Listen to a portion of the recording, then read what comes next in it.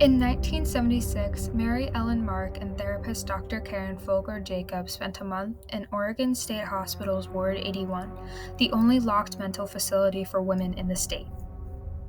According to Robert E. Gerhardt of Blind Magazine, Mark had visited prior for the photography of One Flew Over the Cuckoo's Nest and had been crestfallen and inspired by the experience, wanting to give voices to the women inside this institution, so she and Jacobs returned.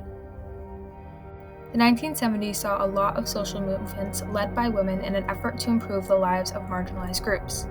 Sarah Crook of the University of Oxford acknowledges how feminist groups and publications were fecund for new ideas about how to disrupt and change conventional mental health care.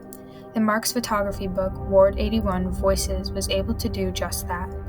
The book, along with pictures, features conversations between Mark and Jacobs where they discuss patients and their daily experiences. They would quote them, capturing the true horror of hospital procedures, including Mary Iris, a patient who fretted, "I'm frightened, I'm afraid, I don't want to, I'm afraid," before a shock therapy appointment. Mark's photos capture the daily lives and mental health struggles of the patients in an effort to humanize them.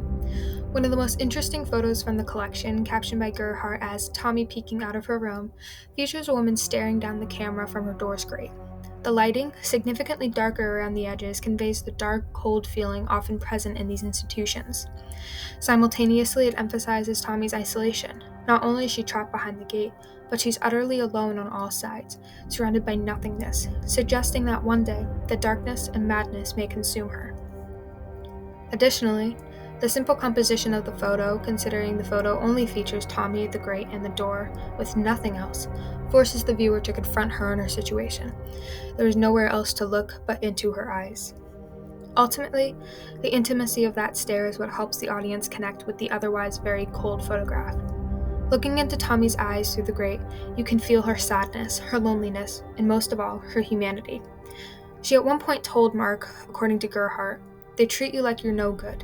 You don't belong in this world, so just drop dead." Viewers do not know why Tommie has been locked up, but regardless of that reason, she is still just as human, suffering greatly behind these doors that, without Mary Ellen Mark's photographs, would have stayed closed to the public forever.